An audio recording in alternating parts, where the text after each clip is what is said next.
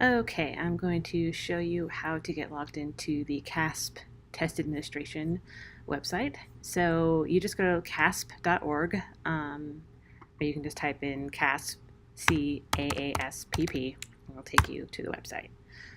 Now, once you're here, you're going to want to click on the second option here that says Test Administrator Interface for all online tests. Click that. Okay, this is something new that I have seen popped up. So if you see this pop up, just click down here and select Pacheco High School. They're all the same. And then click Go. All right, now here is where we have a pop-up blocker issue. So on the top right corner here, you see this box with a red X on it. You click on that and say, always allow, done. And then we need to refresh this little refresh icon in the top left here. And then that will make everything work. So once we've done that, we are going to be doing the Smarter Balanced Summative assessments. So we click on the plus sign there. And for Monday, we are going to be starting with the English Language Arts. So click the plus sign next to English Language Arts. And we are starting with the computer adaptive test, and then the second day we'll be doing the performance task. So start with the CAT, and then scroll all the way down till you get to grade 11. That's very nice. Hit OK. All right. So we go ahead and hit Start Operational Session. All right. Now, this number right up here in the top right corner is the session ID. When the students log in, they will have to put this information in so that they get into this testing session. You can use the same testing session ID till about lunchtime. You shouldn't have to stop it and start it at any point. You can keep it going and through lunch. After lunch, we should have a regular schedule, so you shouldn't need it after that. But if you do need it after lunch for some reason, then you would just go back in and create a new testing session at that point. So when you're done with your test session, you just hit stop, and it will stop all the students' tests. Over here, under where it says select test, there is a kind of grayed out thing that says approvals. So once students get logged in, they will select the test that you have provided for them, and then you have to approve their test. So you'll see numbers start popping up saying, oh, you have 5 tests that need approval.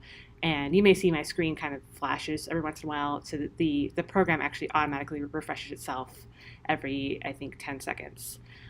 So you won't need to refresh the page yourself. The program does that for you. You can also manually refresh it right here if you feel like you're waiting for a student to pop up. You need them to get approved for a test. Occasionally you'll have an issue on a Chromebook where you have to just restart the Chromebook or switch out the Chromebook, and the students will have to just log back into the session ID, and it'll pick them up where they left off. So they don't have to worry about losing their work. It'll pick up where they left off. But if they do that, you'll have to reapprove the test.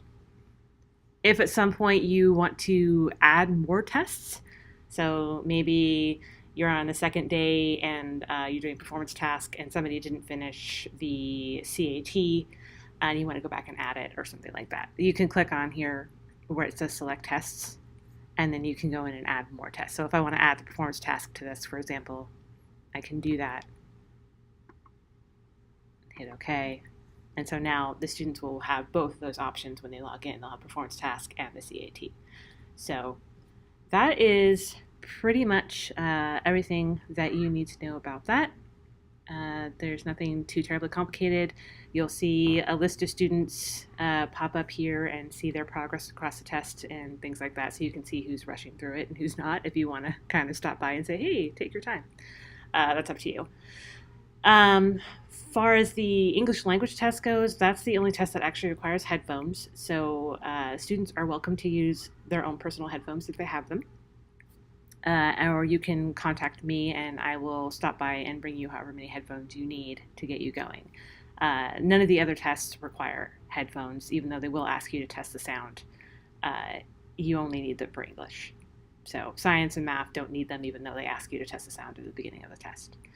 Okay, so that's pretty much it. I'm going to show a little video right after this that shows you how to get into the testing app for the students so they can get started on that. Okay, so here I'm going to show you how to have the students log in to the Air Secure Test, which is the app that we use for the CAASPP testing. So on the Chromebook, on the bottom left corner, they're going to see this thing that says Apps, and they don't even have to log into the Chromebook to access this. If they do log in, that's perfectly fine. They can still do it, but they don't have to log in. So they click where it says Apps. It says Air Secure Test, and click on that, and it will take them into the test. It takes a little second to load. Now they may have to choose the state. So we just click here, choose California, obviously, and then click OK.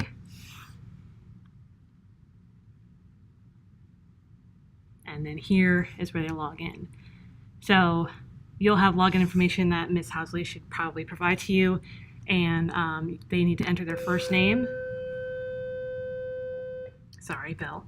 All right, so they need to enter their first name. And if you see two first names on that piece of paper, so we had one whose name was Oscar Emmanuel, then they need to use both first names. So even if they don't go by both first names, if Aries considers both of those names their first name, they have to put that in there, otherwise it will not work.